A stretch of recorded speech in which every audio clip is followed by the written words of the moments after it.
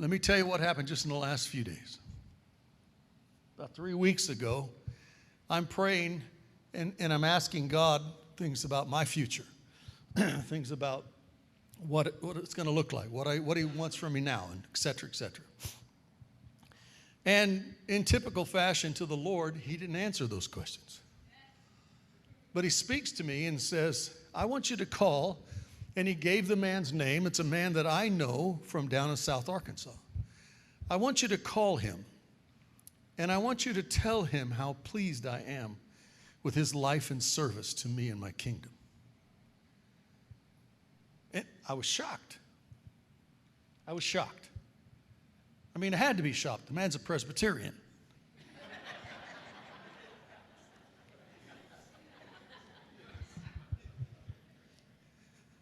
But I thought there had to be more. There had to be more in this message. A lot of times the Lord will only give you part of a message, and then, he'll bring the rest that comes later. So I called it just waiting on the Lord. What I ended up finally calling it was disobedience, because I didn't move on it that day or that next week. And we get to the end of the next week, and the Lord speaks to me again. He says, I want you to call Terry and tell him. He didn't give me any more information the second time than he did the first. And I thought, boy, I better do this before I talk myself out of it again. And so I pick up the phone and call. He doesn't answer. And so I left a little message and told him I'd like to talk with him. I have not talked to this man on the phone ever. I've talked to him in a deer camp or two, and he's married to a second cousin, that type of thing. So in a few minutes, he calls me back. He said, I'm sorry I couldn't take the call. He said, we were at supper, and my phone was laid aside, and when I heard it, finally got to it, I saw your message. And I told him, I said, Terry, I need to start off by apologizing to you, because I feel like the Lord gave me something I was supposed to say to you from him. And that was I think it was like almost 3 weeks ago, and I didn't do it. And I'm sorry. So he said, oh, okay. And I began to talk to him about what it was that God wanted me to say to him. And I said those things to him. And the phone got real quiet. And then I could hear this 69 or 70-year-old man was holding back tears. He was sniffling. And he just said, Rich, you'll have no way of knowing how important this call is to me. He said, 2 weeks ago, I'd have been 1 week early if I'd have obeyed God on time. 2 weeks ago, on a Sunday night, our church had a service where they honored me for 40 years of service in this local church. He'd been a Sunday school teacher. He'd been an elder in the body. He'd just given his life in one church, one community. And he said, they honored me for that. And he said, there were people coming and saying things to me, and they were nice things. He said, but sometimes people have motives behind what they do. He said, it was hard for me to receive it. He said, but you don't even know the situations here. You don't have any idea or any way of knowing. And he said, this is amazing what it makes me feel like.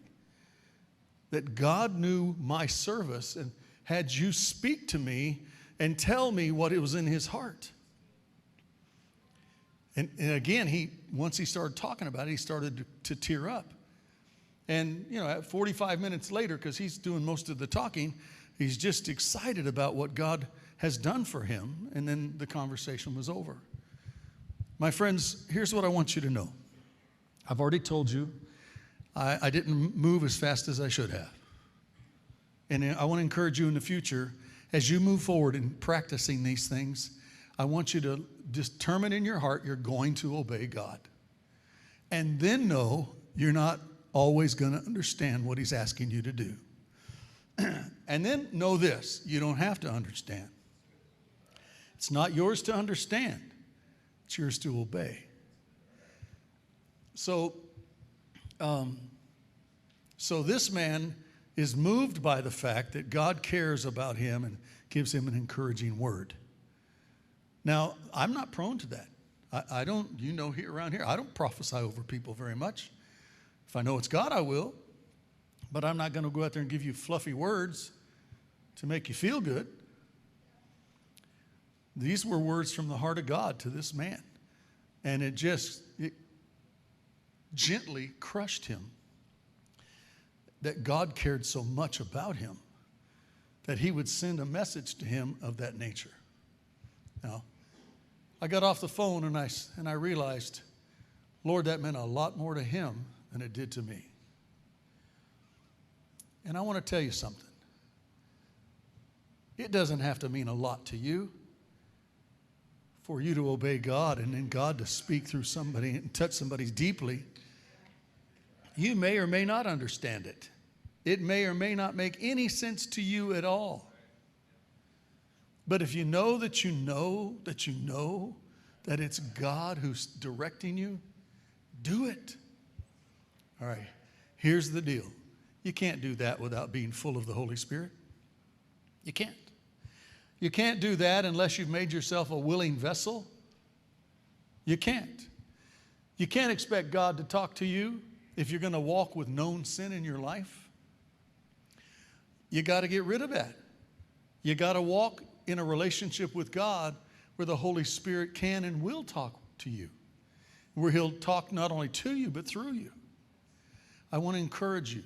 Keep your account with Jesus real short. Just walk and talk with Jesus. Practice His presence. Practice His presence as though He's with you all the time, because He is. But now you'll be conscious of the fact that He is with you all the time. And you want to please Him. Make that your greatest desire. I want to please the Lord more than I want to please anybody else.